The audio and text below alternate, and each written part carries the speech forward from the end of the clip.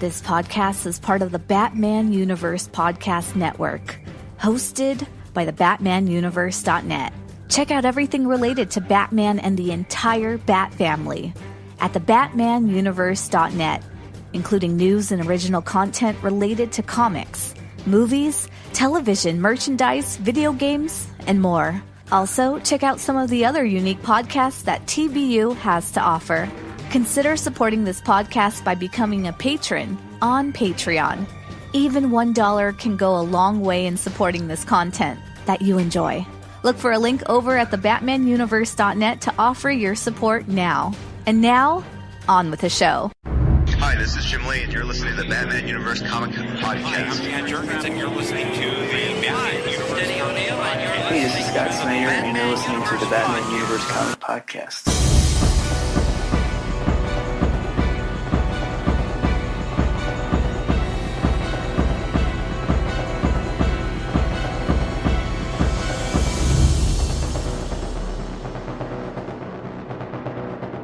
Hello, everyone, and welcome to the Batman Universe Comic Podcast, episode number 258. I'm your host, Dustin, and today I have with me... This is Steph. And this is Ian. We are bringing the latest comic news and comic book reviews from the weeks of September 16th through September 29th. We have a total of 2 books, as always, to cover, and just a little bit of news, including some solicitations. And then we have a pretty significant monkey watch based off of a list suggestions. So we're going to get into that. A couple listener Q&As and Greater Gotham as usual. So let's get into the news. First up, solicitations have been revealed, and while I don't have the full rundown up on the site at this point, I do know what's going on. So the Batman Who Laughs, that mini-series is officially coming in December. That's when it's going to kick off with Scott Snyder and Jock. We have the first solicitation for Batman and the Outsiders coming in December as well. We already knew that. That was announced previously, and we talked about that already. Some of the other big highlights coming to Batman, Mitch Gerads, who's currently working with Tom King on Mr. Miracle, he's going to be teaming up with Tom King again in the pages of Batman in December for a story that's going to be featuring Professor Pig. Penguin's also going to be appearing in December in the pages of Batman as well. There's actually going to be a new DC Comics talent showcase that is going to have some different Batman stories. So that's one thing to take a look at if you're looking for some newer artists that are going to be coming on board or newer writers. Dick Grayson, the solicitation reads that Richard Grayson is Nightwing no more. So we're going to talk about in a little while what exactly has been going on with Dick Grayson. We talked a lot about it last time around, but this time around we have the issue that came out that deals with his unfortunate events. I'll just leave it like that for right now. And then during Greater Gotham, we'll talk about Nightwing number 50, which completely dives into what happens to him. So we'll get into that in a little bit, but basically the solicitation reads that he might not be Nightwing anymore based off of everything that's been going on.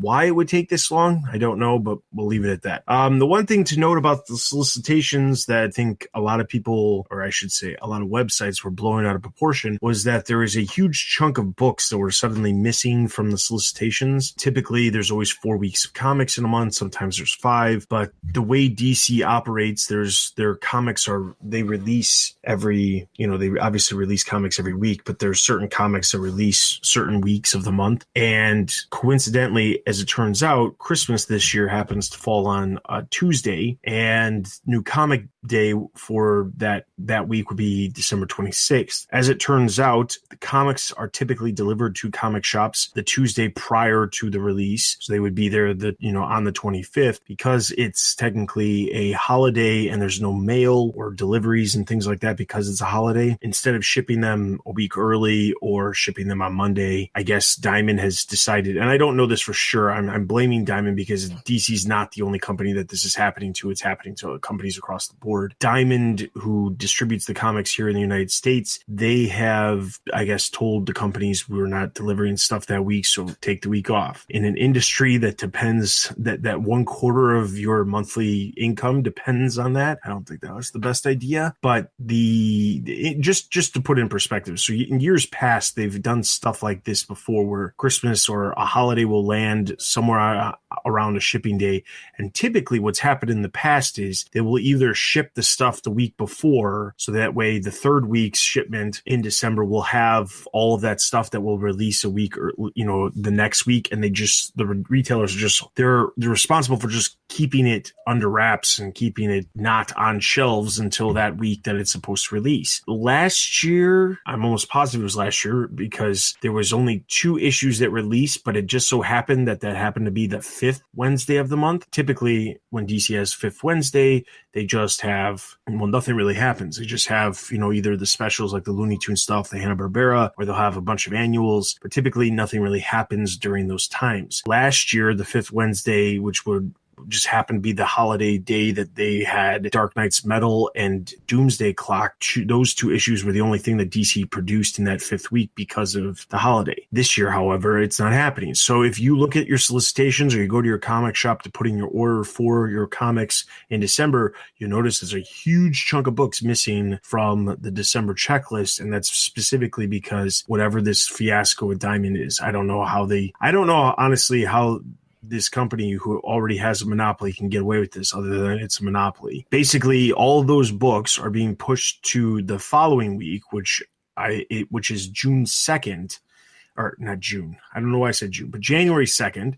And on January 2nd, when those books release, I am assuming we won't know this for sure until the January solicitations come out. But the reason they weren't solicited is because they're not officially coming out till January 2nd. And then I'm assuming that all of the other books that would typically be in week 1 are just going to be week 2 in January, because January happens to be a 5-week month. Or a 5 Wednesday month. So week 1 books will be week 2, week 2 will be week 3, so forth and so on. And instead of getting a 5th week of maybe annuals and specials and things like that, it'll just catch up where we get to February and it's all back on schedule and everything's coming out on its correct weeks. If you were wondering why that's happening, or if you find out that, that's happening, that is the reason why. That includes like Batman Beyond, Batgirl, Detective Comics. I mean, there's a lot of stuff that comes out in that last week that was seemingly missing, but between a PR tweet or a tweet from a PR person at DC with a checklist explaining what was missing and where it was going to be, and then just kind of like theorizing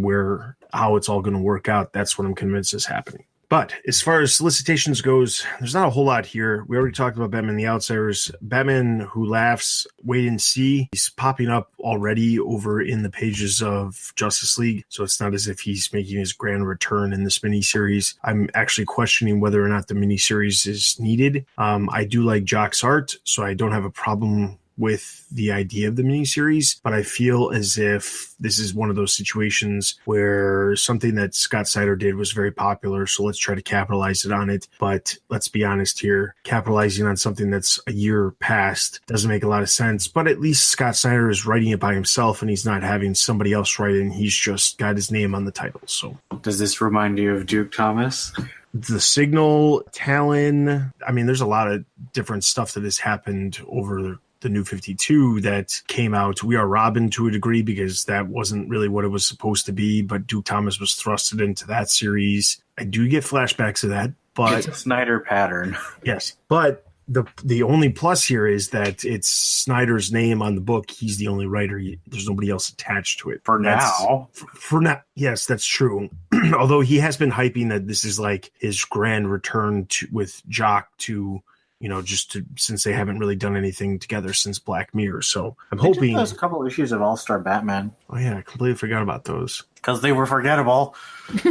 Yeah, that's true. They were forgettable, but it's weird because Snyder himself has forgot about him too, I guess, because he made this big deal just a couple weeks ago. He was at a convention and Jock was there, and he kept saying like, "Oh, it's been such, when we do Batman Who Laughs, it'll be the first time we've gotten back together since Black Mirror," which, how could he have forgotten that? I don't know. Maybe. Is Frank Avila coming back for this too? Do we know? I don't think so. I haven't heard anything about that. Because that'd be weird. Because one of the things I think is true about Jock is I don't think he's super great about keeping a monthly schedule. Well, I couldn't speak to that because I only know of his work on Black Mirror, which did come out monthly and didn't have any issues there. And then those All-Star issues, nothing really got delayed because it was so early on in Rebirth, and they were pretty good about keeping the stuff on schedule, even if they had to put in a million fill-in artists. So So yes, that's solicitations. That is basically what's happening in December. Obviously, as you're listening to this, we're about 2 weeks away, a little over 2 weeks away from the next group of solicitations, and we'll find out a little bit more. I'm not expecting anything really big coming in December. I guess this kind of ties into solicitations, but not specifically. Over the past 2 weeks, the first issue of Batman Damned had released, and when that had released, it was meant to be the first issue came out in September, second issue would be in November, third issue would be in January, and that would be the end. Only 3 issues. There is unconfirmed reports, meaning they're out there, but DC is not confirming it at this point. Batman Damned number 2 is now being delayed till December, and number 3 could potentially be delayed till March, which I find ridiculous. Because, again, this is a series that they had announced over 7 months ago, and it is somehow not coming. I mean, let's be clear. Just because they announced it doesn't mean that they hadn't been working on it already. Libermejo tends to have these bigger projects, and who knows how long they've been working on it. But stuff like this bugs me, okay? Here's the thing. I was completely fine with it coming out every other month because it is a bigger book. And it's a different format than a typical weekly series. So there's no issue with that. I don't have a problem with that. What I do have a problem with is the first issue coming out and everybody saying, hey, here's the first issue. Now, guess what? You got to wait 2 more months instead of not 2 months. I'm sorry, 3 months. You got to wait 3 months for the next issue. And then on top of that, after that, you're going to wait another 3 months because I just don't understand why that's necessary. Unless, of course, it has to do with some certain controversy around Batman Damned. They spend extra time censoring it now. Yeah. So I want to talk about that real quick because when we get around to Greater Gotham, I don't really want to dedicate too much time to Batman Damned. If you haven't read Batman Damned, I'm sure you at least heard about what happened. There's a certain scene in the book where Batman is some full frontal nudity where let's put it in a politically correct term, his bat pole is exposed. And Oh, no. so basically he strips down to nothing and he's being scanned by a computer, and that's basically all I needed to say. But he's naked and you see his front part. And basically what's really interesting about this is it's not so much that is in the book, because let's be honest, they did initially say that Black Label could have mature content. And although it was weird flipping through a book and randomly seeing this in the book, I mean, I was kind of like, whoa, what is this? Because it didn't seem like it was really needed, but it wasn't but let's be honest, there's plenty of things that appear in comics that is well, why is it really there? So does it add anything to the story? No. Does it take anything away from the story? No. But what it does take away from, however, is the just the series itself. So for whatever reason, the physical copies that DC released had the full frontal nudity. So if you went to a comic shop and picked up Batman Damned number 1, there was the full frontal nudity. If you bought the issue on Comixology or any of the other digital platforms that you can buy books, there was nothing. It was not, I wouldn't say censored, because it wasn't like they put a big black square in front of it. They just, in the page itself, there's it's there's a lot of shadowing that's happening. So there's just a shadow that you don't see it.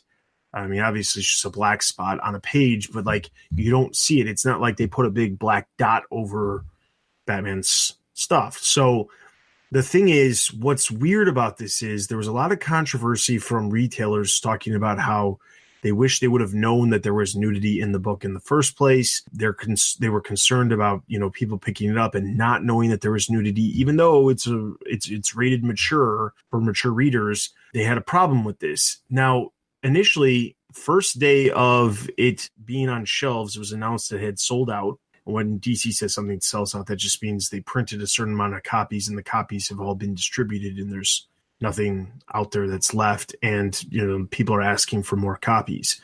So in turn, what that means is that it would go to second printing. And initially they said the book will go to a second printing. Just to be clear, the second printing isn't going to have the nudity in it. And that will, I guess their intent was this will please the retailers. It turns out that just did two things. One, it didn't really please retailers. Instead, it made the retailers skyrocket their prices on those first issues that they still had because, well, those are the only issues you're ever going to be able to see Batman's Bat Pulls. So the other part of it was that I don't know if retailers in general, but it wasn't retailers, but like I guess the community in general said, why are we bending over backwards to censor something like this in the first place when this is what it was supposed, it was not that it was meant to be a nudity book, but the whole point of this label is supposed to be like, it's a creative freedom to a degree about, like it's not, it doesn't have to be within continuity. It can have mature themes, things like that. So the reality of it is like, why is DC choosing to censor this now if they were okay with it in the first place? Because it seems like they're just backing down from a fight that is not really out there. I mean, like, I guess retailers were pissed, but I mean, like, let's be honest, the same retailers who were pissed about the nudity were probably the first ones who jacked their prices up because that's how it works in the comic industry. It's a really stupid system. Did you guys find the nudity like troublesome, bothersome, anything like that? I'm European. I don't care. It was fairly normal. I did have to, I went to my husband and I was like, so, okay, by the physics, is that a correct position? So I did have some questions, but it didn't bother me. It was a little, like you said, it didn't add to the story, but a lot of things don't add to the story. New 52's Starfire's outfit didn't add anything to the story. But, So I mean, whatever. It was fairly tasteful. It wasn't pornography. I don't know. It was fine. 50% of our population has one. Well, not a bat pole, but it seems I guess not everybody can have a bat pole. But, I don't know. I feel like we should be mature enough, especially if it's labeled mature, to be able to look at it and not have a total freak out. I don't know. But again, I'm European. My opinion might not count for much. Well, I agree. I think it was unnecessary. I've heard people say that it's part of Bruce's vulnerability or something. And to me, I'm just like, emotionally, I would have felt he was as vulnerable if he'd been wearing little bat boxers. It took me a long time. It took me a couple of weeks to find people who were actually mad about it. I did eventually find people who were mad about it. They tended to be older fans, and they also tended to be fans who weren't buying DC anyway. So I really feel like this is a controversy. I feel like DC is scaring artists away. I mean, they made this whole Black Label announcement saying, this is artistic freedom. And now they're censoring. And private company, it's not governmental censorship, whatever. I'm not saying they're doing something illegal, but I think even though I personally think it was not it seemed self-indulgent to me. So it's not something I would have said, yeah, that's a great idea. But censoring it is going to make artists who are like, yeah, I'm going to have freedom if I work for Black Label. They're going to say, well, why would I work for Black Label? They're just going to edit what I do. Yeah, and that's a big concern. And that's the problem I think is the biggest concern with this is if the reason why issue 2 and 3 have been delayed an extra month, or in the case of issue 3, it's been delayed an extra 2 months. It's because they have to change stuff because of the story or because of there was something in the art that needs to be adjusted. One, let's be honest, the bat pull thing was just one page. If they had to change just one page, that I can't see adding an entire month to, an issue coming out. That doesn't make any sense. Well, they changed it in like a day. So obviously I think it's more likely that Bermejo's being slow. That's entirely possible, and I'm not putting that past Bermejo by any means, but I do find it slightly strange that the book had been announced, had been done, it had been solicited. Like, why did they solicit the second issue in November and space it out with these every other month release schedule if it was going to have to be every 3 months? Like, that to me just doesn't make any sense. And maybe it's just DC's just really wishful thinking all the time when they're posting solicitations. But considering this was the first series out of the gate that is meant to be part of the Black Label, and let's be clear, nothing else is solicited as of now for Black Label outside of this series. The first series we get this major controversy or non-controversy with people either disliking the Bat member or the fact that retailers are pissed about it. it puts into question whether or not some of the other Black Label stuff is going to potentially have these issues too. And the next one that is expected, I believe, is Superman Year One, which is the Frank Miller series, and I'm pretty sure that's like they announced that 2 years ago, or not 2 years ago, a year and a couple months ago. They've been working on that. So that series should be along, but it's just one of those things where it's like, is Black Label going to be this thing where they announce like 15,000 projects and they slowly trickle out and it takes you 3 years to see a series actually released? Because if that's the case, I don't want them to be making announcements about stuff willy-nilly like they are, because it's stupid to have a series. Let's be clear, if Batman Damned releases their last issue in March, and then they wait 2 months before the next one, that'll be May. That'll be almost 2 years from the time they initially announced the Superman Year One Frank Miller project.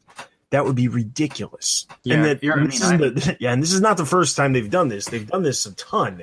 They've done this with, like the Mark Silvestri project that they hyped at Comic-Con. That has been rumored since 2014. The Batman Creature of the Night just released the first issue last November. We're still waiting for the fourth issue to wrap that series up.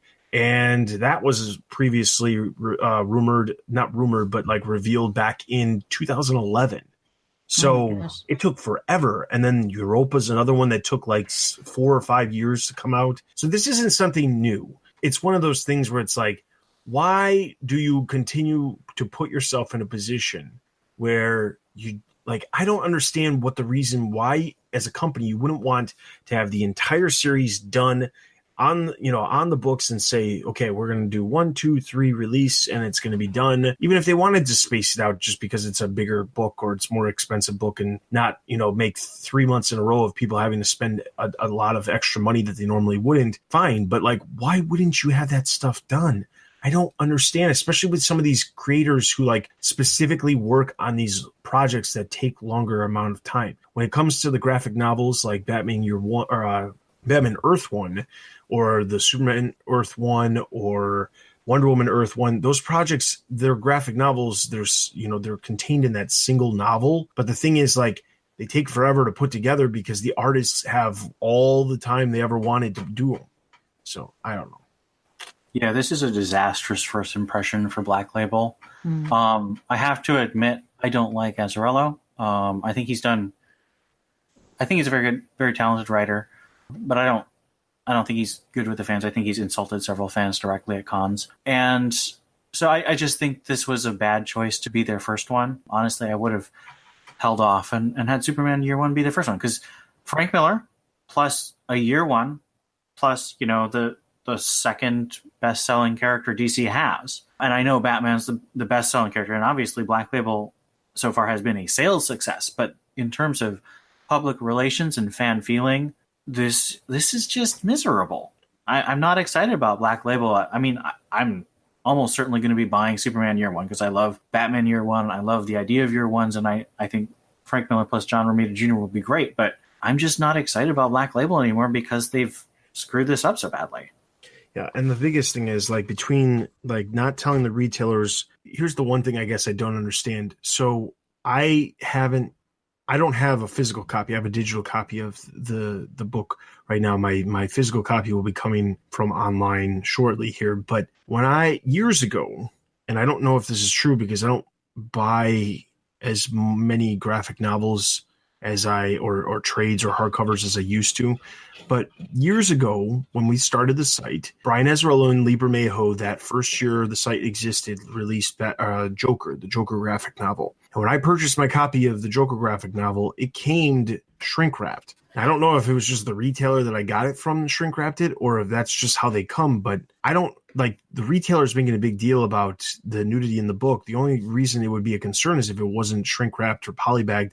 I know it wasn't polybagged because I read comments from retailers online saying that it wasn't. And the concern, of course, would be, well, somebody could open it up and see the nudity, and then that's where you run into a problem. Because if somebody who's younger opens it up and sees it, then the store owner runs the risk of getting into trouble. Is it really that difficult to just shrink wrap something? I mean, I know that there's hardcover graphic novels that DC shrink wraps because they don't want them, messed with at the bookstores and stuff. So Especially since you're already charging $8 a pop for this one. yeah, exactly. So moving on.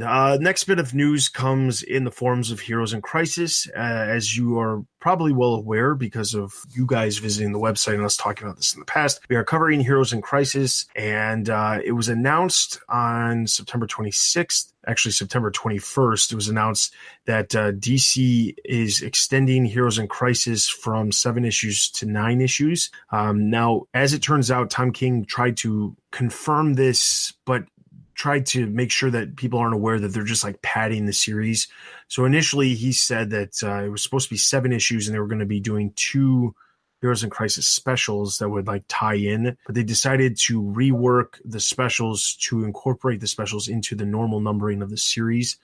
So instead of 7 issues, it'll be 9 issues, but 2 of those issues will be technically specials. Lee Weeks and Mitch Gerard will be on the 2 additional issues. The Lee Weeks issue will be number 3, and the Mitch Gerard issue will be number 7, and then Clayman will obviously be doing all of the other ones. This seems like a very similar situation as what we encountered during War of Jokes and Riddles, with Tom King writing a long story, but his main artist not being able to keep up or had enough time to prepare this, everything that he needed to. And then there was those 2 issues of Kite Man that kind of like filled in the blanks. It might be possible that the intent was 7 issues of Heroes in Crisis and these 2 standalone specials, but they're incorporating it because it's going to help give Clayman a little bit of wiggle room, giving him a little bit of break in between some of these issues. That's my only guess at this point. I don't know why they would have started. Something had to change, and it almost has to go towards the Clayman needed more time reasoning, because issue number 3, which is now going to be done by Lee Weeks and is that special, is not this. It has already been solicited. That was supposed to be coming out in November, so that had been solicited last month. So it's not as if they're making adjustments because something else is going on behind the scenes, and it probably has to do with the fact that the art having issue, or Clayman's having some issues just keeping up. Now, I'm not complaining. If you read Heroes in Crisis, the art was great. If you want to learn more about Heroes in Crisis, I implore you to become a Patreon supporter, as our second TBU extra for the month was Heroes in Crisis, and we reviewed that. So take a look at that if you're interested. But ultimately, do I have a problem with it becoming 9 issues? No, not specifically, especially if we were going to get 2 specials anyway. I guess the only problem I have with this announcement is if the specials were meant to come out simultaneously with the other issues, meaning, January was supposed to be a special and a normal issue, that's the only time, because then it seems like they're extending the timeline for the publication of this book an extra 2 months, which brings it, 2 months later, closer to the end of Doomsday Clock. That puts some things into question. Thoughts about, you guys have any issues with an extra 2 issues? Just what you said, that, it is going to be a little bit like Jokes and Riddles, where, 1 week you're expecting the next story, and it's like, oh, no, we got to learn about Kite Man. It's not bad. It's just takes a long story and makes it longer. And if the story's good, that's could be a bad thing, because, oh, no, now I have to wait. If it's a bad story, then it's just going to extend a bad story.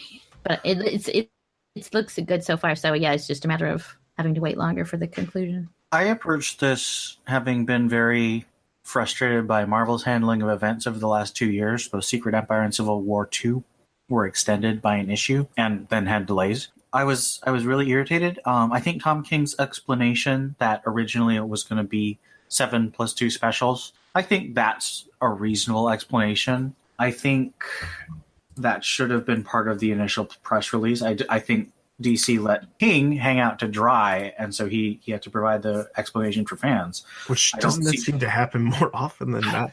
Yeah, they've been doing that to a lot of different people. But I really feel like this is such a simple thing. Just have a sentence by Tom King, I was originally going to do these 2 specials. Now we're just going to number them along with the rest. So I'm against extension just in general, because I think once you tell someone it's a certain amount of stuff, that person budgets for what they're going to spend, and then you add that, and then they've got an additional fee. And it may not seem like much individually, but if you're collecting multiple titles, that adds up really quickly. But I'm less upset because of Tom King's explanation. Okay, so the last bit of news is, unfortunately, we have to end on an unfortunate note. We don't typically cover this stuff, but There's obviously a ton of creators who have worked on Batman or Batman characters over the years. And unfortunately, over the past 2 weeks on September 24th, artist Norm Brayfogle passed away. Specific reason we're covering him is, one, he was very influential in a lot of the stuff that I read. He also happened to do an interview with us when we were very early on and very brand new, and he was very gracious to spend a significant amount of time talking about his work and things like that. If you're unfamiliar with Norm Brayfogle, probably didn't read anything from the early 90s because he was involved in any of the 4 series that were out at any given time. He also helped create characters like Anarchy, Mr. Zaz, Jeremiah Arkham. So our thoughts and prayers go out to his family.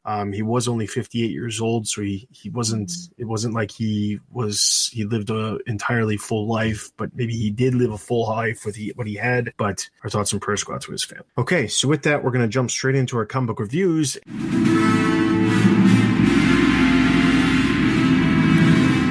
And the first one we've got is Batman.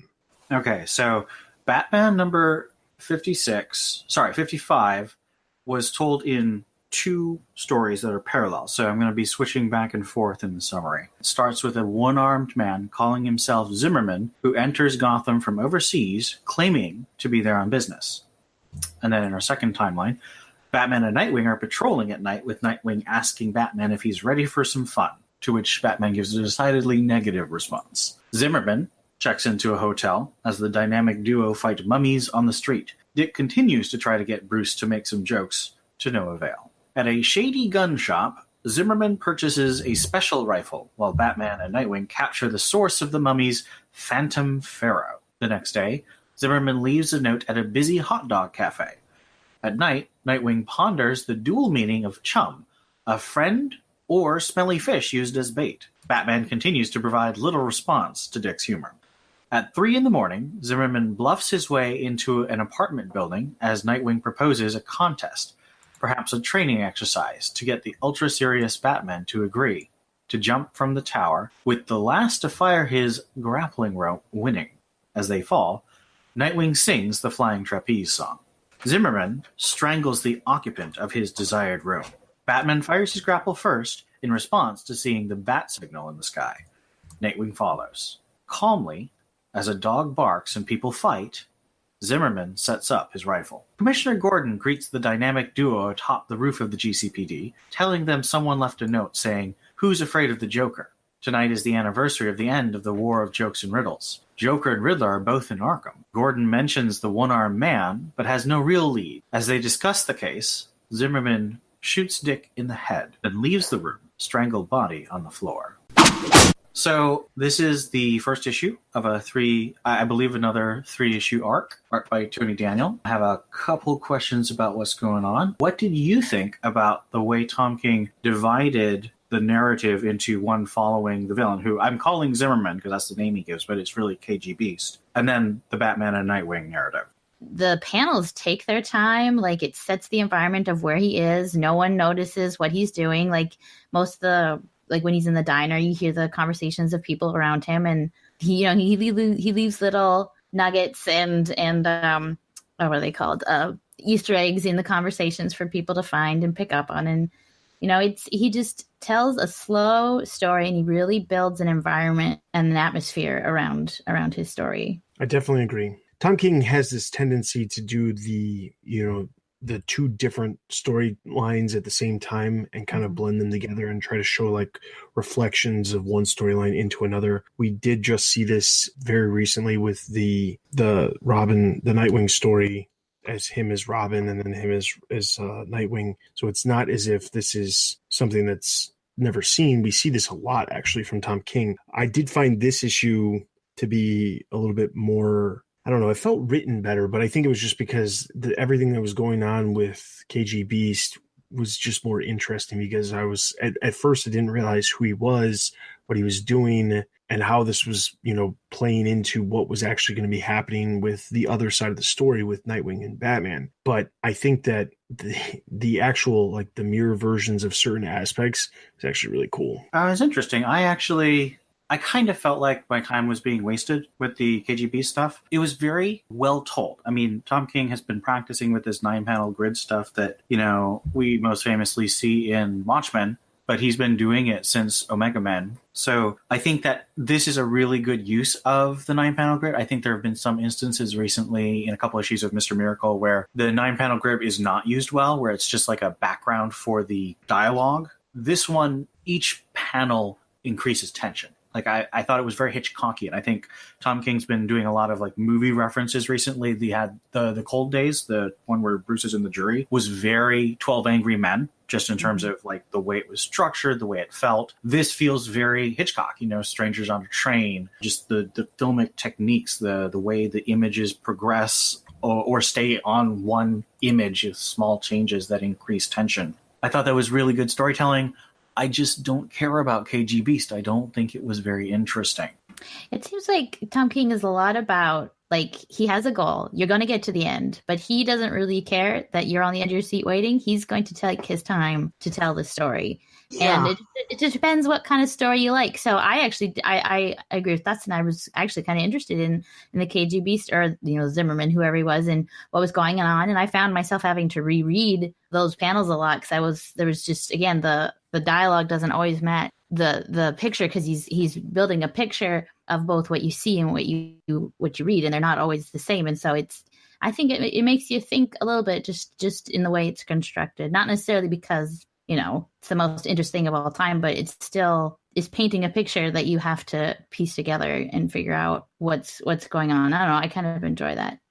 I do too. I like mystery stories. I like trying, not knowing everything. And I say that, but I also enjoy the stories where I do know everything and I can figure it out ahead of time. But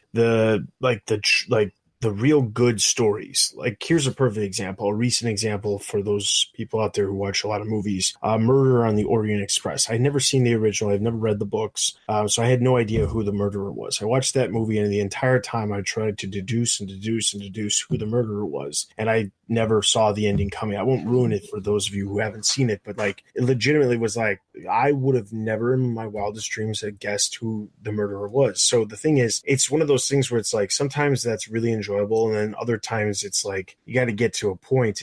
But because this is the first issue of the story, I didn't have a problem with it. I was really interested in what the point of that stuff that was occurring was. So I can kind of see where Ian's coming from in the regards of there was a lot of page space that was taken up by KG Beast, and you didn't know. I mean, the majority of people probably didn't know it was KG Beast because they never referred to him as KG Beast in the entire issue. But that part of it, I still think that sometimes the simplest mystery of what's going on, what is this person doing, why are we focusing on them, what is the importance of this character, I as I'm reading through the issue, that's all I keep thinking about is those things, is who's Zimmerman and why are we focusing so much on this character? But then it all makes sense at the end as to why we're focusing on him, because they're showing how he went about doing what he did. So okay, my next question is, there's a brief reference to the War of Jokes and Riddles about this being the anniversary of the War of Jokes and Riddles. Do you think that storyline is going to come back and play an important part in Bane's plot for Batman? Or do you think this is just Tom King referencing, sort of making his run feel cohesive because it refers to itself? Well, I think there's two aspects of that. So the first aspect is a writer, of course, wants to make his stuff feel like it all is cohesive, especially when his intent is to have these stories connect in some way. There's also this reasoning of the reason why it pops up is I mean, obviously I feel this is happening because Bane is, pulling all the strings behind the scenes, trying to mess with Batman. He hires KG Beast. He has KG Beast come and shoot Dick. And it just so happens it's on the anniversary of something where Batman truly regrets something happening. Whether or not we agree with how War of Jokes and Riddles all played out doesn't matter. The point is that Tom King sees it one way. He wants everybody else to see it that way. And having something horrific happen on the same exact day as some other horrible event that you feel so bad about happening, and I mean, it just compounds the emotional impact of that second event on that same day. I mean, it'd be like saying, 9/11 happened a year later. If the United States was attacked again on that same day, that actually happened. There were the London attacks. Yes. So the thing is, those attacks are even they have even more emotional impact than potentially the first, because it's like we were vulnerable once. Now we should be a little bit more vigilant. Now we've gotten hit twice and we couldn't stop it. And like, it's those, I think the second type of impacts like that are things that, have a much more, it's like a gut punch. You don't see it coming and it just happens. And I think that's his intent with this, that's why he's tying it to that. I mean, there's that mention because I'm sure, the way Tom King built that event and like him saying he needs to tell Selena this because this is the thing he feels the worst about, he views it as a big thing in the mind of Batman. So that date means something. It would be something that Batman would remember, even if we don't agree with how important everything was and how it all played out. Tom King sees it one way. So yeah, is he trying to make his run cohesive? Certainly. Is he trying to bring more focus to Wardrobe Jokes and Riddles? Most definitely. But I feel like it would still have a valid reasoning to bring it up if it specifically, because I know that the reasoning is because of the emotional impact that Batman would deal with because of it. So I don't have too much more to add on to that, other than, I would be very surprised if at the end, or at the end of the 100 issue run or whatever, that this doesn't all have something to do with Jokes and Riddles. Because I was actually, after Jokes and Riddles ended, I went back and I reread I Am Bane, and Edward Nygma even brings it up before the Jokes and Riddles story even started. So this obviously, is a very important story to Tom King. Again, regardless of how you feel about it, it was really long. It was mentioned before. It's mentioned after. It has to be important. How exactly, we don't know yet, and we don't even know if in this story it necessarily has anything to do with the story. I mean, it might. It could be that, KG Beast was hired by someone or organized by Bane to come on this day, but who knows? Yeah, I think those are both really awesome. I hadn't even thought about the idea of Batman feeling bad about the end of Wardrobes and Riddles, and so this being sort of twisting the knife. That's a really awesome observation, Dustin and Steph. I think bringing up the Riddler mentioning it in I Am Bane is another really great linking thread. So I think both of those things are definitely at play here. And my last question is, what did you think about Dick's banter? I bring this up because one of the first things I read by Tom King was Grayson. And Grayson did a lot of things with Dick being partnered with both Helena Bertinelli and Tiger, the Agent One of Spiral. And both Helena and Tiger were very dark, silent, kind of humorless characters. And I thought that Dick's banter with them, especially with Tiger, because he would sing silly songs, and it was just a great interaction. I think that's definitely what Tom King was doing here. I was wondering, how did you feel the humor, the banter interacted with this very dark story? I think it worked out perfectly because in some cases it was definitely setting up, it was foreshadowing the horrible thing that was going to happen to Dick. Mm-hmm. I think the banter makes perfect sense, especially when you, like you said, bringing up the stuff where, he would have this banter with Huntress and Tiger in the pages of Grayson. It made actually perfect sense for him to be doing this for Batman because, if anything, maybe he understands that it's, this anniversary that Batman really despises, and he's trying to lighten the mood. That's my only assumption, but I'm guessing. I mean, Dick is a very bright and more cheery character than Batman will ever be. So if anything, I mean, it was just, he was just making comments about, wasn't it the penny? So the thing is, he clearly is trying to lighten the mood. You can tell that Batman's in a rut. So the thing is, I could definitely see that this would be something that Dick would be doing, and I think it's perfectly fine. I mean, I guess the only thing I had about it was it felt like maybe there was a tad much, but by the end of the issue and the way it all ends, I understood why it was all there.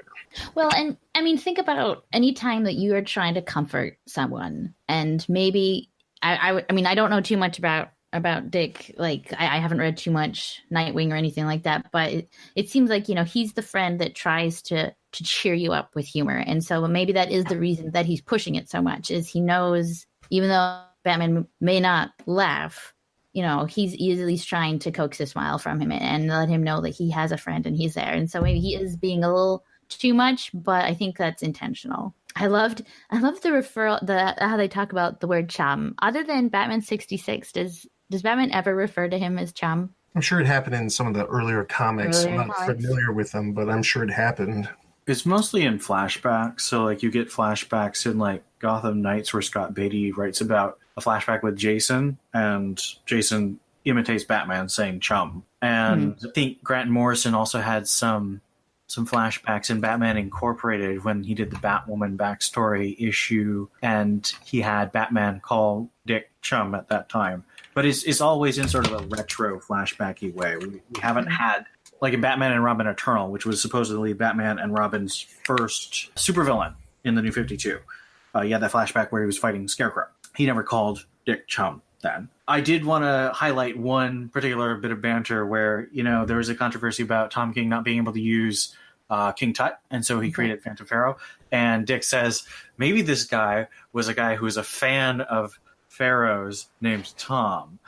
And so I think that the fact that Tom King is a fan of King Tut but wasn't allowed to use him was working that as a meta joke in here. I thought that I was amused. That is funny. Yeah. Okay, so Batman, I'm going to give a total of 4 out of 5. I will also give it a 4 out of 5. And I gave it a 3.5 out of 5. All right, so... And the art was gorgeous, as always. Yes, it was. So Batman gets a total of 4 out of 5 Batarangs.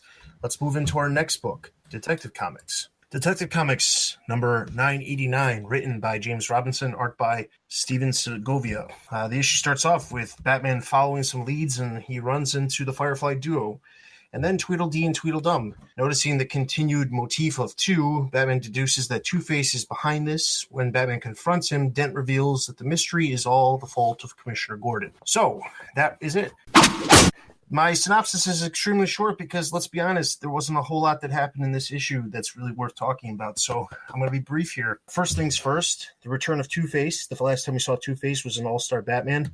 That's been quite some time. How do we feel about Two-Face returning in kind of what appears to be kind of just an inventory type story? I thought it would have been if he hadn't been on the cover. Like, they did the whole face hidden in the shadow. Who is Batman talking to? Oh, it's Two-Face. But he was on the cover. So it wasn't a surprise at all in any way. So that ruined it for me a little bit.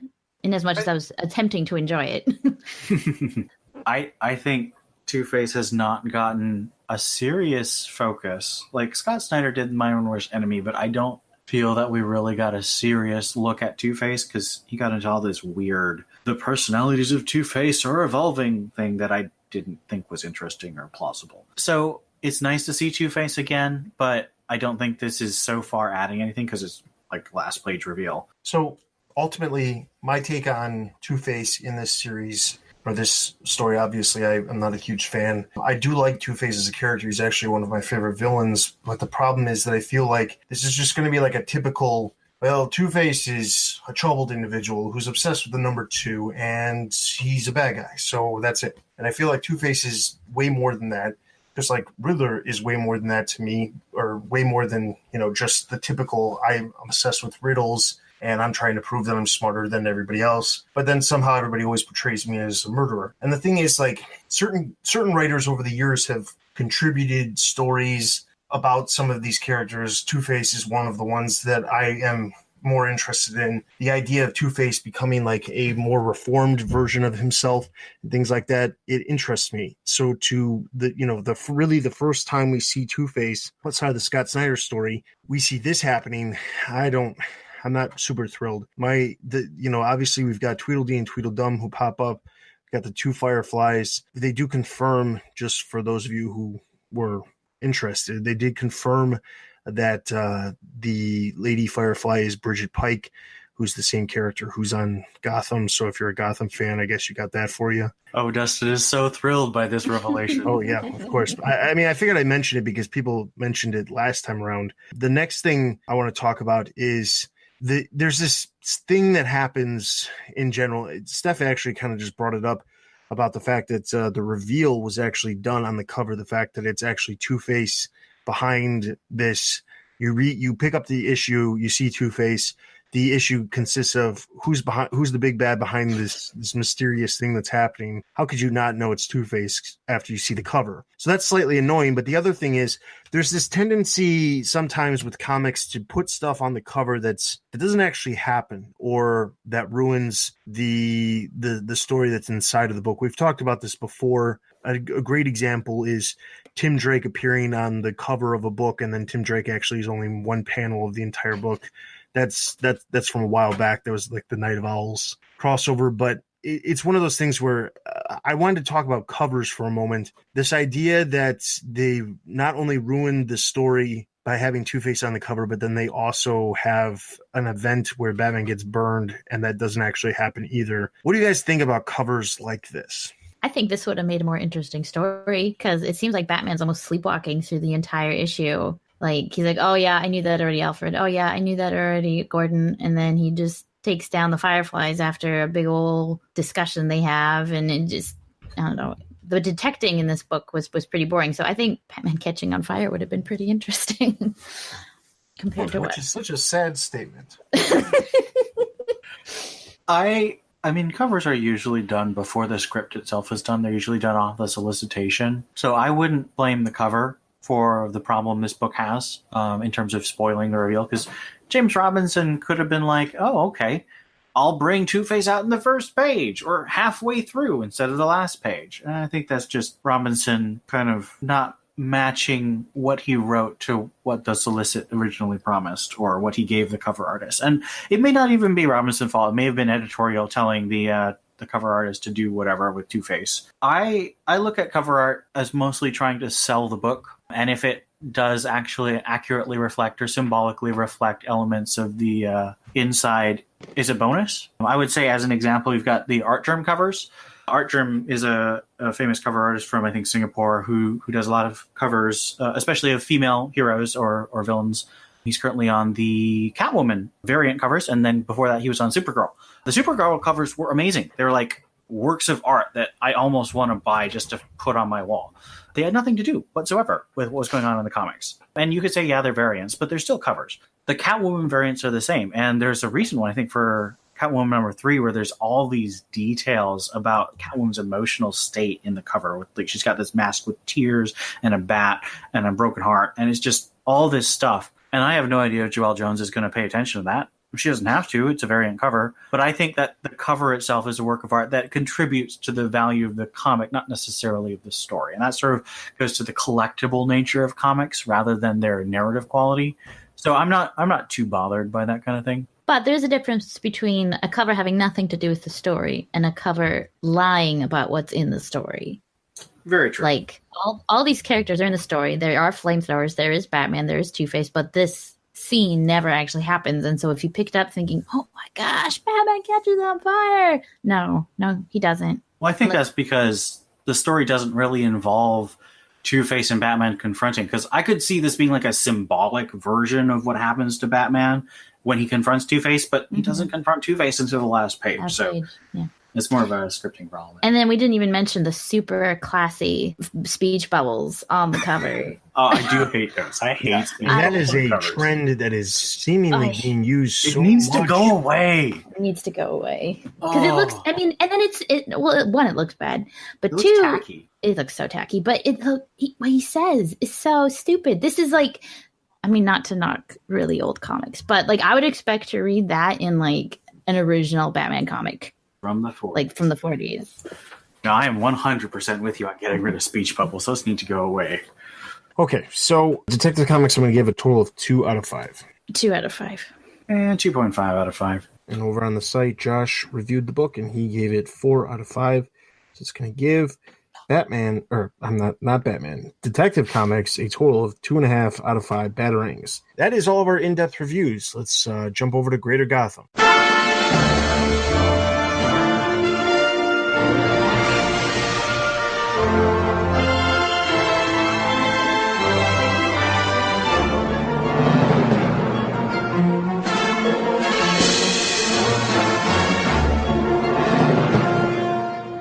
first up, September 19th, we already talked about Batman number 55. Nightwing number 49, the second half of the greatest motorcycle races in the cosmos is filled with obstacles as Nightwing and Silencer battle their way to the finish line. This is Adele. He gave it 3 out of 5. I'm going to give this one a neutral. Neutral. Harley Quinn number 50. Harley mistakenly destroys DC continuity and travels across the alternate multiverses to put things right. This is by Jerry. He gave it 3 out of 5. I'm going to give this one a neutral. Neutral. Thumbs up. Secondary TBU books. Batman Damned number 1. Batman encounters the supernatural while investigating the Joker's murder. This was reviewed by Paul. He gave it 5 out of 5. I'm going to give this one a thumbs up. Thumbs up. Thumbs down.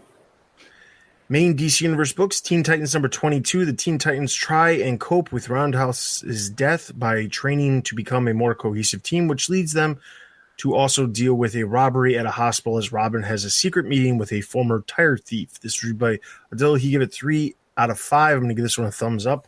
Thumbs up. Sorry, which issue? Teen Titans. Oh, I feel like I read this, but abstain. Justice League number 8. Luthor and the Batman Who Laughs strike up a deal while Manta and Cheetah set phase 2 of their plan into motion. This was reviewed by Corbin. He gave it 3 out of 5. I'm going to give this one a neutral. Abstain. Neutral. Secondary DC Universe books, Aquaman number 40. As the Sync Atlantis crossover comes to an end, Deadshot, Harley Quinn, and Killer Croc all appear in the issue. Injustice vs. Masters of the Universe number 3. Batman, Damian Wayne, Catwoman, Harley Quinn, Batman, Bruce Wayne, Red Hood, Two-Face, and Riddler all appear in the issue. Mr. Miracle number 11, Batman and Nightwing appear during a vision. Jumping over to September 26th, we already talked about Detective Comics. Batgirl number 27, Barbara has been seriously injured in her fight with Grotesque, but refuses to give up capturing the Madman. This is by Jerry. He gave it 4 out of 5. I'm going to give this one a thumbs up. A thumbs up, and I think we learned more about the chip than we ever did in the New 52. Agreed. There's so if you are a longtime comic cast listener, you are probably well aware that I was a huge critic, very critical when it came to the entire portrayal of how she just randomly was able to start walking again. So much so that when I had the chance to interview Gail Simone at C2E2 back in 2012, I asked that question and she simply said, "Oh, it was explained." And what she referred to was a single page in a book mentioning a chip in Africa, and that was it. So, yeah. But here we get a lot more explanation. So that there's that, which is good. But I'm really liking the direction that Batgirl is headed, and I'm interested to see where it's going to all go from here. I agree. I would also give it a thumbs up. All right, Batman Beyond number 24, concluding the Neo Scarecrow arc. Terry learns the cost of Batman's mission to instill fear in criminals. By Bill, he gave it 4.5 out of 5. I'm going to give this one a neutral. Thumbs up. Thumbs down. Secondary TBU books, Batman Kings of Fear number 2. Scarecrow sends Batman on a trip he'll never forget. This is by Corbin. He gave it 4 out of 5. Now, this will be a surprise to some people, but I'm actually going to give it a neutral and not a thumbs down. I'm giving it a thumbs down. I don't actually know what happened in the issue, and I read it. I really did. I'm going to give it a thumbs up. I think it's an enjoyable read. Archie meets Batman 66, number 33. Batman hunts down the Bookworm as the United Underworld continues their plan to take control of Riverdale. This is by Paul. He gave it 2 out of 5. I'm going to give this one a thumbs down. Thumbs up. Thumbs up. This is fun. It is fun. The Batman 100-page comic giant number 3. Batman Universe begins as Batman faces a mysterious threat from the Riddler. Ian reviewed this over on the site, and he gave it 3.5 out of 5. I'm going to give this one a neutral. Abstain. Thumbs up. How can you not give a thumbs up to something called Batman Universe?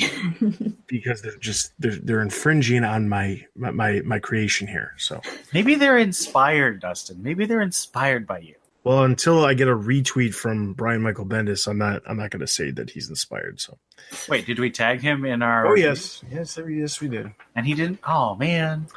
Main DC Universe books, Heroes in Crisis number 1. Just to be clear, the 100-page giant. I'm only saying neutral at this point because there's just not a lot to go off of that single story. Yes, it's not bad by any means, but when you only have 7 pages to tell a story, there's not a whole lot that occurs to really give a really great rating to. So I'm giving it more of a neutral because I don't really. I'm not. It's not because it is an average book or an average story by any means, but I don't. There's not enough to judge it off of to either say thumbs up, thumbs down, really. So I guess I should have probably just said abstain. But the art was really good, though. I thought. Yes, I do like. I do like Nick Darrington's art. I'm kind of hoping that after this run on the Giants, that he actually can make it over to some other book. I don't know which book that would be at this point, but I wouldn't mind seeing his art somewhere else. All right, main DC Universe books. Heroes in Crisis #1. Booster Gold and Harley Quinn fight over their diverging recollection of the tragedy at Sanctuary as the Trinity race to the scene of the crime to investigate. This is by Adele. He gave it 4.5 out of 5. I'm going to give this one a thumbs up. Thumbs up. Neutral. And if you are more interested in hearing us, as I mentioned, I'm pretty sure I've mentioned it multiple times up to this point, Heroes in Crisis #1 was the second issue that we reviewed as part of the TBU Extra, which is one of the Patreon perks for our Patreon supporters. It's at the $10 level. You get 2 extra books that we review per month, and that was the one that our supporters picked. So if you're interested in hearing us talk more about Heroes in Crisis, that is where to check it out, is over on Patreon. All right, Doomsday Clock #7. The hunt for Dr. Manhattan finally ends as he appears to everyone involved in the story up to this point. This is by Tony. He gave it 4 out of 5. I'm going to give this one a thumbs up. Neutral on the side of up. Neutral. Justice League Dark #3. The Upside Down Man claims what is rightfully theirs. This is by Tony. He gave it 4 out of 5. I'm going to give this one a thumbs up. Thumbs up. I'm doing thumbs down because I am tired of Wonder Woman telling everyone that she's the daughter of Zeus. She's the daughter of Hippolyta. No matter what her father is, she is her mother's daughter. Titans #26. The Titans travel to Norway, where they are attacked by the Blood Cult. This is by Paul. He gave it 2 out of 5. I'm going to give this one a thumbs down. Thumbs down. Justice League Odyssey #1. Jessica Cruz meets the surprise of her life on guard duty in the Ghost Sector as a rogue mission filled with her friends appears. This is by Ian over on the site, and he gave it 3.5 out of 5. I'm going to give this one a neutral. Thumbs up. Thumbs up. This was so much fun, and Azrael was perfect. So, then secondary DC Universe books, Action Comics #1003. Batman appears in the issue. The Flash #55. Man-Bat appears alongside Justice League Dark in the issue.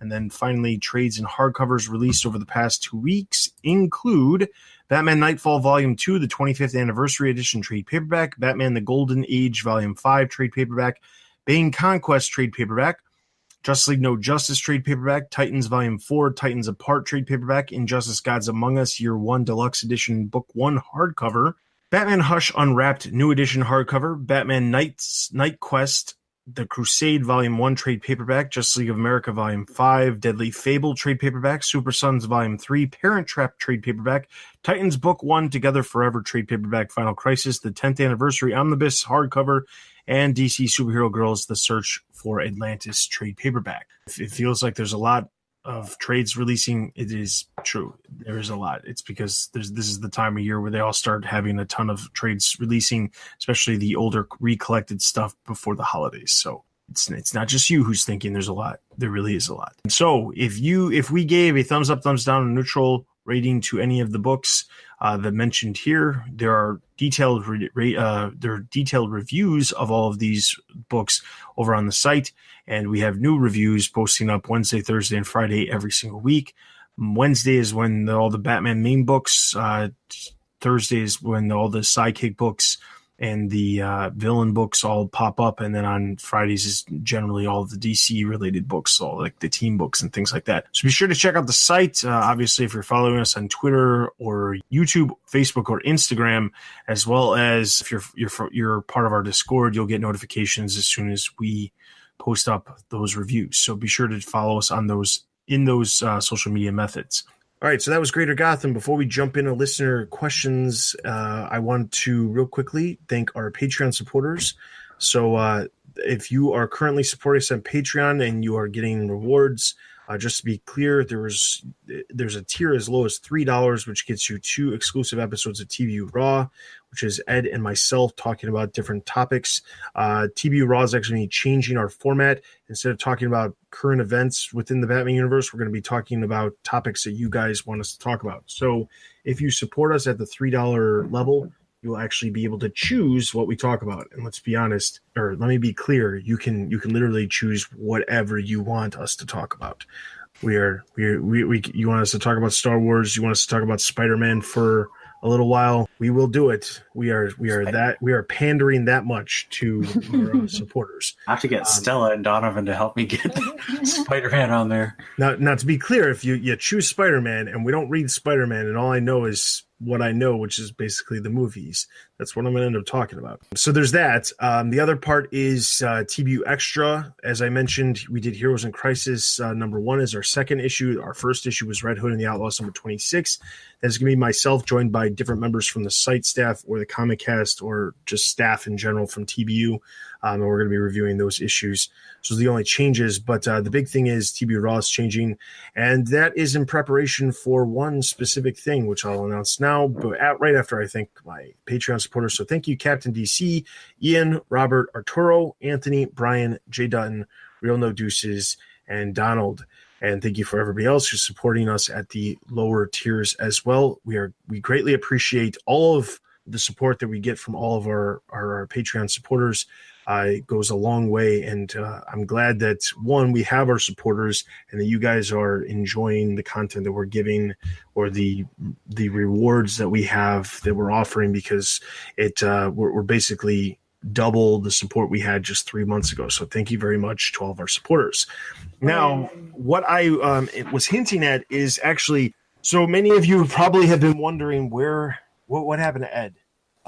You remember there's been some staff shakeups over the past year. Stella took a hiatus, and the intent was it was a hiatus, and then Steph came on board, and then Ed miraculously just disappeared, and then Ian randomly reappeared after guesting a couple times, and then we also had an episode randomly in August where it was just me and Josh. So you're probably asking yourself, well, what the heck is going on? So just as a update for everything that's been going on, Stella is not going to be coming back to the Comic Cast.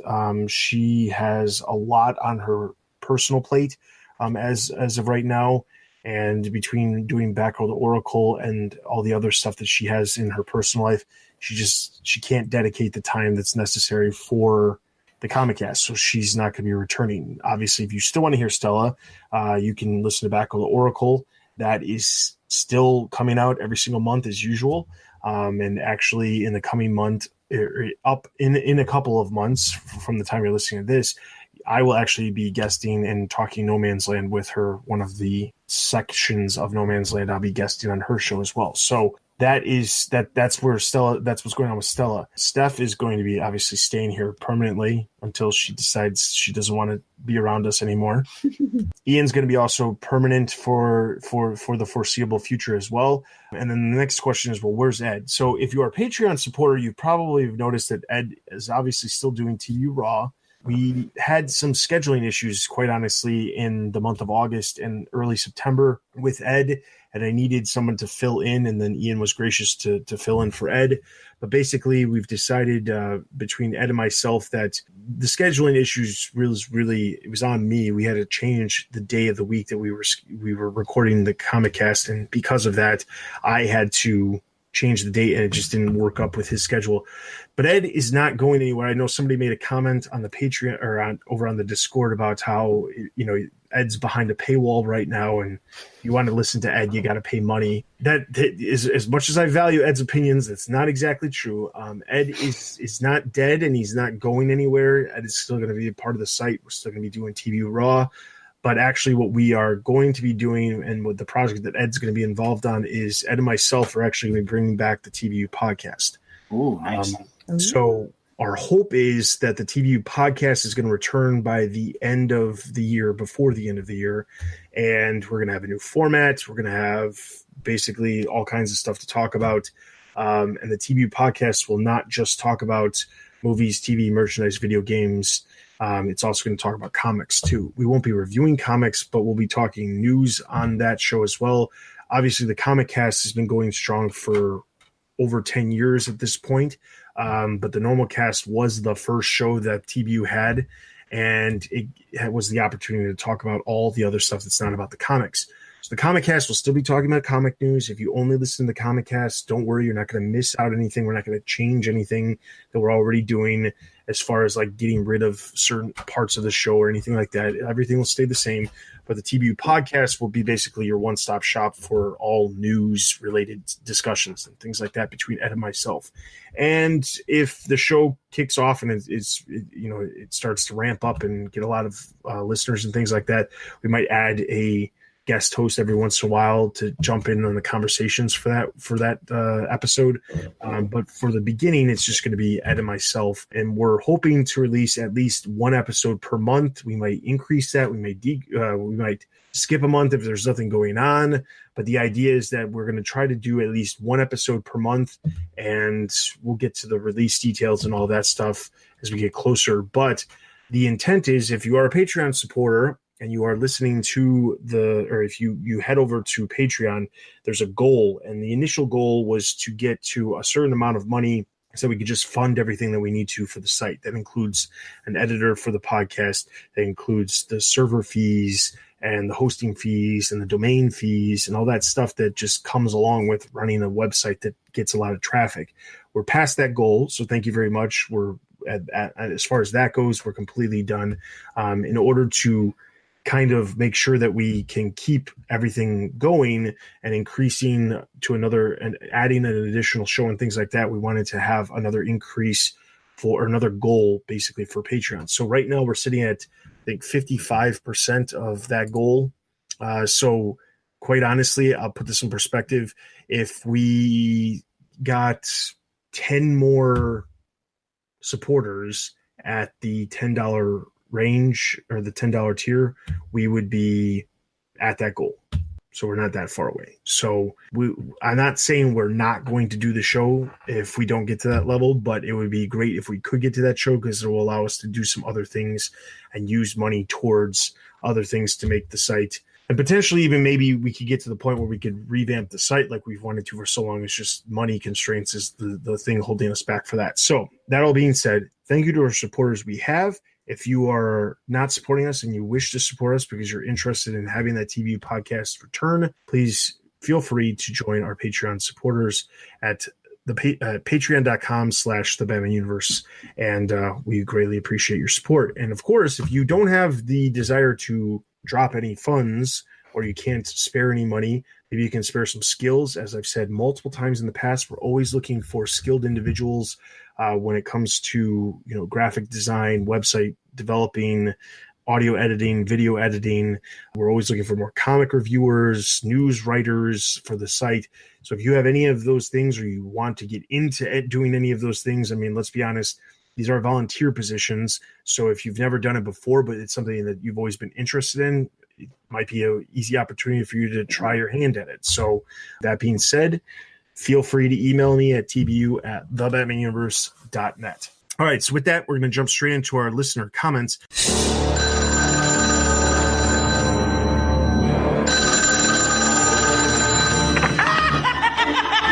Boy, did you get a wrong number. Leave your message at the sound of the shriek. No, please, don't!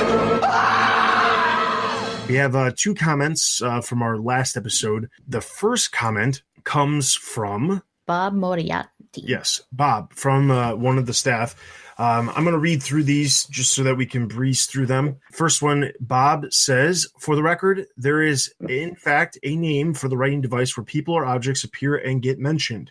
This is known as Chekhov's gun, which I believe is a reference to a play in which the gun above the mantle gets mentioned and is later used by a character. It's actually, I think, more considered a sort of writing best practice rather than a plot device, which is to say it's considered bad form if you draw the audience toward an object and then don't use it as an integral part of the plot. For our purposes, we'll call Chekhov's batarang. In any case, it's an interesting and probably correct bit of theorizing. As for Matt Wagner's scandal, I think it's important to note that one's point of reference can have a lot of impact in so much as I didn't think the art was amazing, but having none of the background about the problems leading up to its release, I had no glaring problems with it. And instead, I mainly enjoyed the story for the good piece of character work that it was. While it would have been nice to see some art that felt more polished, it didn't detract me from the experience in a way that it seemed to very much impact the host's experience with the book this week. just food for thought. That said, I really enjoyed the in-depth analysis of the books this week, including the backstory on things like Lobdell's run on Red Hood, Kite Man's appearances, and even the Wagner family drama explained after the fact, because it was interesting and also didn't impact my read of the book. Thanks for all the hard work. So I want to say I definitely completely understand the idea of if you know certain things before you read a book, it can definitely impact you. I can attest to this. I've been running a Batman site for 10 years now, and I know all kinds of stuff before I read a book, and it definitely 100% affects my reading of a book. No question about it. Anybody who tries to tell you it doesn't, it's the same thing. Like, you report all this news about movies, you're seeing all these set photos for a movie, and then you go see the movie, and the entire time you're watching the movie, you're just thinking about all this stuff you've already seen. The first night I went and saw The Dark Knight in theaters, I was literally, to be honest, and I was at a party the night of The Dark Knight coming out in theaters, and after the party, we went to a midnight showing for The Dark Knight, and I was pretty inebriated, and I was literally that guy who was quoting lines as they were happening during the first run and the first showing of the movie. And the the people I was with were not very happy, but yeah, that was my first night at The Dark Knight. But the point is, if I wasn't reporting every little bit of news that was The Dark Knight, I wouldn't have been able to do that. And sometimes I think with The Dark Knight Rises, I kind of held back on trying to see and know everything, because it really does affect you. Dark Knight was a great movie, there's no question about it, but I think I would have had a completely different experience in enjoying that movie if it didn't know everything. Not know everything, but know as much as I did beforehand. So, and we do talk about solicitations on the show, but I've been blessed with the absolute worst memory in the world. So I will either forget what we've talked about, or I'll not pay attention to what month we're talking about. So I actually didn't know until you mentioned on the last podcast that Dick was going to get shot in this one. So that actually got ruined for me a little bit because I hadn't read it yet. And I forgot that it was coming up so soon. I knew he was going to get shot. I just did not realize it was that very, very issue. And it did, every page that you're turning, you're like, is this the page that it happened? Is this the page? Is this the page? So yeah, it does kind of ruin it a little bit, but I did think the art was distractingly bad in 54. I stand by that opinion. Agreed. I'm with you. Okay, so our next comment comes from Matt. He said, great episode as always. As far as Nightwing goes, I'm having a hard time not placing blame on King. Maybe it is editorial. I don't know. As far as my question, if each of you were the group editor of the Bat Books, what books would you keep? What would you cancel? And what would you bring back / create?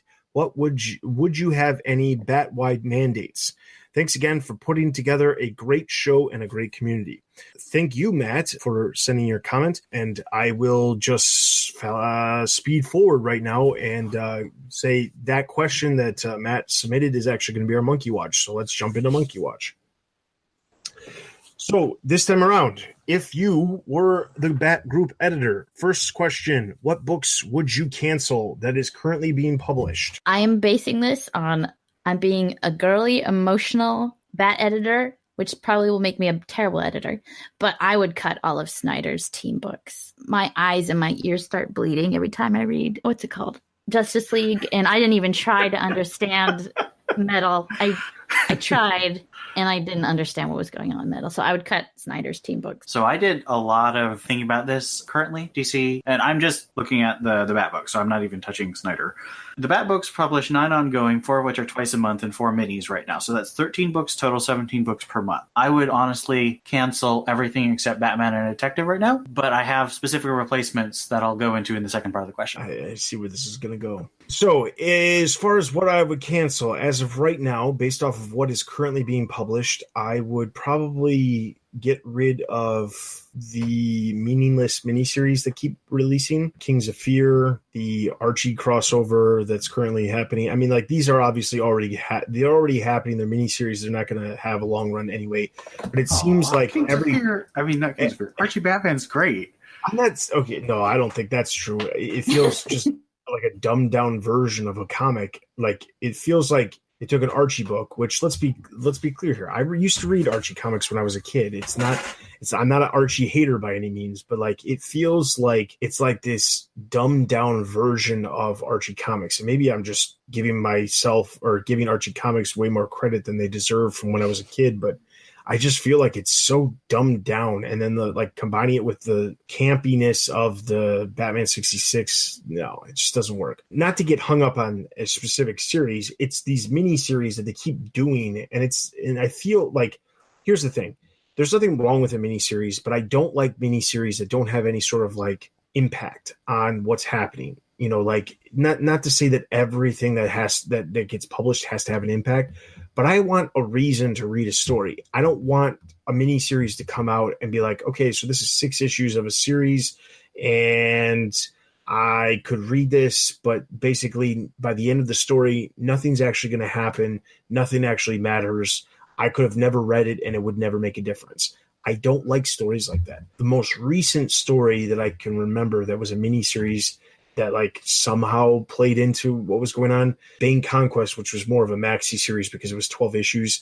That felt like it could be happening in normal continuity, but I don't think that DC is treating it like that, especially with what we know what Tom King's doing with Bane. So that's part of my problem with miniseries or maxi series is that like, well, what's the reasoning behind this? Currently, Adventures of Super Sons. I enjoyed the series. I've got nothing against it, but the fact that it's a maxi series and Damian is, doing these different things with John Kent over, Superboy, while he's got his Teen Titans team going on, it just doesn't make any sense to me to have the same thing happening at the same time.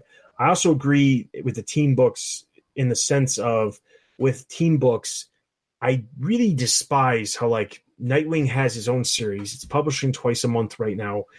Stuff is happening in Nightwing. If that doesn't bleed into a team book that's happening with, Titans, then that's a missed opportunity. And it makes the stuff that's happening in Nightwing not as important and makes Titans completely pointless. Because if the team books don't address the stuff that's happening in the other books, it just doesn't work. And I'm all about the connectivity of stuff and the continuity. And I feel like there should be connections between everything. So the miniseries, there's no need for them. I mean, like, honestly, I get that DC has to publish a certain number of books per year. So there's no question, or per month, I should say.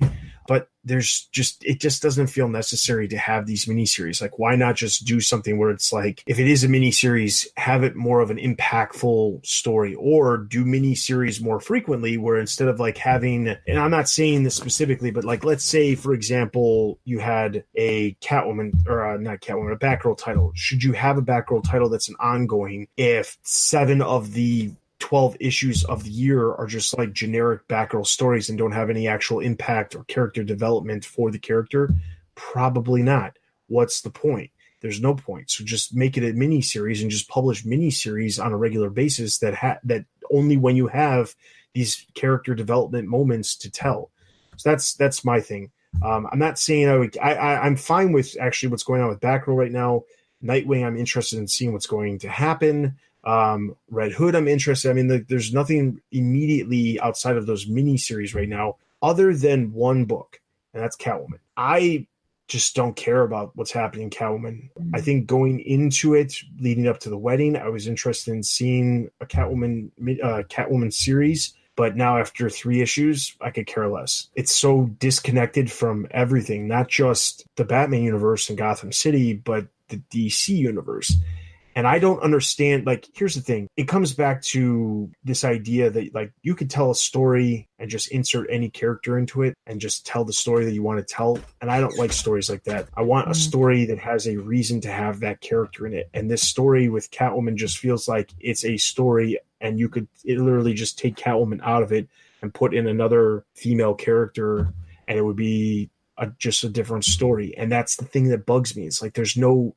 And maybe it'll all change. Maybe Catwoman will come out for October, and it'll be different because of the reveal at the end of issue 3 about her sister. But if that's not the case and we don't start seeing the connectivity, I don't understand what the point of having a series like that is. Like, I don't like reading series where it just feels like it's there and the character is in it, but it's not important to the character. Like what's happening with Catwoman right now is not important to her. And that's why I don't like it. That's nothing against Joelle Jones. Maybe she had a different plan. Maybe it's all because of what happened prior to the Catwoman series launching that affects my, take on it. But I know it's not just that, because I really just don't like how it's so disconnected from everything else. Like I get not having it connected to Batman. I get not having it connected to Gotham City. But like just the fact of it being so disconnected from the DC universe and it just being these characters that never existed before that were created specifically for this story and not interacting with any characters that were already existing, that stuff bugs me so much. So next question, if you were going to cancel something, what would you want to have instead? Kind of almost contradicting you a little bit. I never would have cut Super Sons. If Harley Quinn can be at Belle Rev and on Apocalypse at the same time, then John can exist and not exist at the same time. And it's kind of like you were saying, it's almost acknowledging, yes, different books aren't cohesive with the same characters. And it's like, well, if you're going to go that route, then just embrace it all the way and bring Super Sons back and not as a maxi. I don't know that, but I just really loved that book. Maybe I don't care as much about the continuity, or it's like there's almost two continuities in a way, because yes, there is. They split it so much, it's almost easy to believe that you're reading two separate worlds. And that is the case for a lot of books. I mean, like if you look at Nightwing and Titans, or Super Sons and Teen Titans, or Harley and Suicide Squad, or Batman and Justice League, there is always these separations. And that's the problem with teen books. Like, I don't know. The thing is, like with me with teen books, I just look at teen books and say teen books should be books that feature characters that can't have their own series. That's just how I view teen books. Like, and that the problem is that like then the teen books generally don't sell well because they don't have a character that everyone's going to want to pay attention to. If Harley Quinn wasn't on Suicide Squad, could Suicide Squad have lasted as long as it has? Yeah. Well, I don't know. I don't really, and not that she's a pivotal character in the series by any means, but the fact that like she's on the team means that maybe it's selling better than it would if she wasn't on the team. And that's the thing. People absolutely buy the book for her. Okay, so in our last mission, I just canceled 11 series, and I'm replacing them with 9 series. So I am taking away a series, but Batman's Your Solo Adventures Detective actually is a Bat Family book, and I know all the, Batman's a detective fans are going to be really mad at me, but I think it should have a focus on Batman teaming up with other members of the Bat Family, and it can rotate. It doesn't have to be like a team like James Tynion made it. And it should also have a backup, like a 4 to 8 page story about another character. So Detective has always, sort of had that tradition of backup. So I really think you should have that. I'm replacing Nightwing and Red Hood with a book called Robin Legends. This is the only book that is 2 times a month. All the other books are just once a month. It rotates stories of about between 2 to 3 of the Robins teaming up in some kind of story for arcs, and then it has a backup featuring another Robin who's not in the feature story. So this sort of gives you all the Robins in different configurations, teaming up, forming different relationships, and they can have a long-running story or just individual arcs. But I think that would be much more interesting than just solo Robin books. Then I'd have Place Batgirl with League of Batgirls, Babs, Mentors, Steph, and Cass, and you'd have guest appearances by the Birds of Prey, Batwoman, Manhunter, other great characters. But I think it's time to bring back, Steph and Cass as Batgirl, and I think that would be a good seller. And it's not like Babs is selling very well right now. Batman Beyond I'd replace with Batman Tomorrow, and this would actually be an alternate universe because you'd have different arcs about different Robins taking the place of Batman. So maybe you'll have one where Dick is Batman, and you'll have another one where Jason's Batman, one where Cass is Batman. Like, you just explore possibilities in Batman Tomorrow, which I think would be much more interesting than the kind of, it's not even connected to the animated show anymore, Batman Beyond. So I don't understand what the point of that title is right now. And then you replace Catwoman with Batman Catwoman. So you had Batman Superman and Superman Wonder Woman, and then you had Trinity. Well, this would be Batman Catwoman. It would be a romantic adventure book about Batman and Catwoman. You'd replace Harley Quinn with Harley's Sirens, which would star Harley, but it would also have, other villainesses like Ivy and Selina and the Carpenter. You would have a new title called Batman Worldwide, which is similar to Batman Inc., where Batman travels the globe and teams up with other heroes. Sort of like Brave and the Bold, but it would be more Batman-y than Brave and the Bold. And then you would add a fun book called Montoya and Bullock, which is a cop-style buddy cop series, similar to what you had with GCPD, Gordon of Gotham, and Gotham Central, but it would focus on Montoya and Bullock and that sort of straight man cop on the wrong side of the law, or whatever what Bullock is. And I think that'd be a really fun book that you'd have. And then I'd add 2 miniseries, Batman Before Year One, which we've talked about before, but I think that'd be really cool to have a Bruce Wayne training miniseries.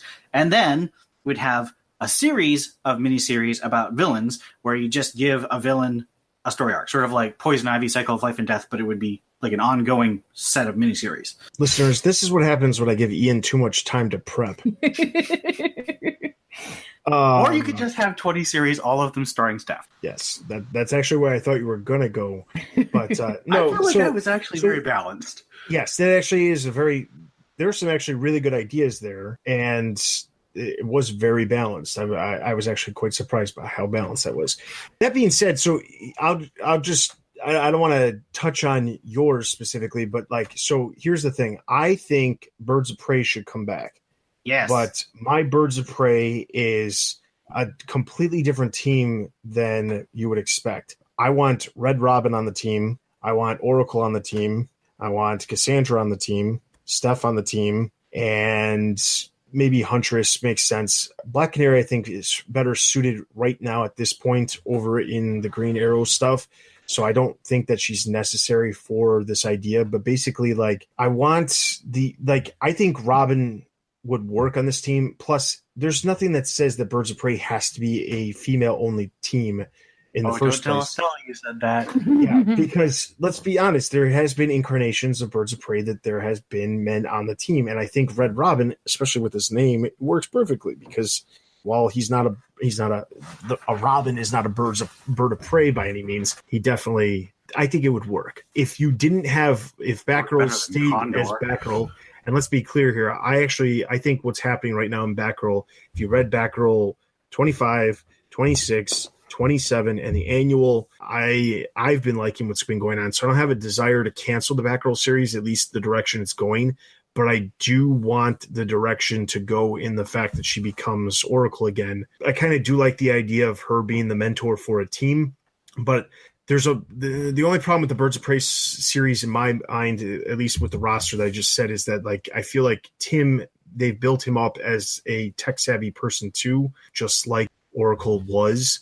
And the issue that I have with that is I feel like they would be clashing too much, especially with Barbara not being able to go on the field if she was confined to the wheelchair again. So that's the only problem with that. But I've said this before, you take Batgirl off the team and you have a team of Steph, Cassandra, and Tim, and then, you could throw whatever other characters you want in there, Huntress or Bluebird if she decides to come back. There's other characters that you could put in there, but those 3 as the core members, that would be a cool series. I have said that multiple times. I'm never going to stop saying it until they eventually do it, because I think it would work. Obviously, with Cassandra going off to Batman the Outsiders, that's not going to happen anytime in the near future. But there could be a Robin or a Red Robin and spoiler series too that could work too, especially with them not being in Gotham or them investigating whatever they were investigating at the end of Tynion's run. I would love to see what ends up happening with that. Even if it was a mini series, because there's no reason everything needs to be an ongoing. I do like the idea that Ian said about having a Batman Catwoman series rather than a Catwoman solo series, and that's not because Catwoman can't carry her own title. It's more about the sudden, it's not sudden, but the popularity of Catwoman right now is because of everything that's been going on with her and Batman, not her by herself. Catwoman has had her own series in the past, but she wasn't in a relationship or, having these relationship type situations with Batman. Obviously she would come in contact with Batman and things like that, but it wasn't the same thing. So I think the idea of the Batman Catwoman series would be a great idea. The only other one that I think that I would suggest at this point would be if Red Hood was canceled or Damian wasn't in Teen Titans, I would love to see Red Hood and Damian teamed up. I think that would be an amazing story. And especially if they were both if Damian had got into a big fight with his dad and the current status quo of Red Hood was the same, and the two of them decided they were going to, do some stuff together, it would make Batman, it would drive the wedge between Batman and Jason even further apart, not to the point where he becomes like a straight villain, but it would create a really interesting story. And I would really appreciate seeing something like that. Outside of that, the only other, there's no other characters that I would really want to see. Now, kind of piggybacking, because as Ian was saying his ideas, when he said the thing about like the mini series for villains, I actually had a slightly different idea with the villains. So in the past, there's been different series that have like given villains focus. I think it'd be cool if they had a series called like Batman Rogues Gallery, where you have like a continuous change of creators where, if anybody remembers Batman Confidential, where it was just like standalone 3-issue story arcs, and then you move on to the next story arc and it's a different creative team, different writers, different artists, and they tell their self-contained story, but it's all collected. Legends of the Dark Knight was similar, but some of that stuff was in continuity. I would want the Rogues Gallery stuff to be in continuity, and I would want it to be like a continuous change of creators, so you could have a creator do a 3-issue or a 4-issue or a 5 or 6-issue story arc, depending on whatever it was. It'd probably have to be at least 4 issues, just because of the way they publish trades now. But you do like 4 issues featuring a villain, and then somehow that villain story ties into something that's going on in one of the other books. Doesn't matter which book it is, just it ties into one of the books. So, you see like the lead up to their encounter with Batman, and then in Batman or Detective, they encounter Batman, and then you see like the after effects. And in the middle of the story, it says, see Batman 55 for the explanation as to why Condiment King, is now incarcerated. That would be something interesting. And it connects the books. I think this desire that DC has about making sure their books aren't connected, is stupid. They've been a little bit more lenient on it, but this whole like idea of everything has to be by itself, don't encourage people to read other books, don't have editor's notes in your book saying, go read this if you want to read it. That's a dumb stance, and I don't agree with that stance at all. And that it's not across the board, because they have changed it here and there, like changing different things and saying this should change and this should change. But ultimately, I feel like everything should be connected in some way. And I know that not everybody agrees with that. But if everything is connected and you have an editorial team that is constantly like making sure that nobody is like jeopardizing what somebody else is doing, it makes for a much better read as a reader when you read all of this stuff. Do you have to read everything? No, you didn't have to read everything during No Man's Land or Nightfall, or No Man's Land's the big example because all of the books that were in the Batman universe were all interconnected and all connected. Superman titles did it with all the stuff during like Reign of Superman with their 4 books. They had numbers on the front to tell you exactly the order of reading them if you wanted to read them. That's a little bit more excessive. But like during No Man's Land, if you didn't pick up Robin, you weren't missing out on the main story that Batman was dealing with. But if you did read Robin, it was just enhancing the story. And that's the part that I really like and enjoy. So I would like to see a villain series that could enhance the other stories, but not, necessarily jeopardize. And I would love to see, like, the thing is, I don't feel like there's been a Bat editorial team since Mike Martz that has interconnected stuff as well as it has. Mike Martz was the last one. Mark Doyle took over. Jamie S. Rich has taken over. Chris Conroy's been on some of the books, but the problem is I feel like the Bat books are split in between 2 editors, and they're constantly contradicting certain things. Not constantly, but they're contradicting certain things all the time. So that's my problem. To wrap up this question, if you had one Bat mandate across the board, what would it be? What's a mandate? A mandate is basically like, you can't do this, or you must do this in all of the books. I guess be consistent. Like, I don't care if the books don't pair up so much, but it's like, at least tell me which ones are, and don't flip flop between being pairing up and then not pairing up and being contradictory. Like, just stay consistent. Whatever it is, just stay consistent. I don't know. I would say my big mandate and this isn't going to be what Dustin says, but art teams have to be on the book for a minimum of a year and do at least 11 of the 12 issues. And if they're doing, and preferably they'll be on for 2 years, and then you'll have the same fill-in artist. Both times they have to take a break. I really, really, really hate how twice monthly shipping has just screwed up DC's artist stable. They don't have consistent artists on any book anymore. I think that is a great one.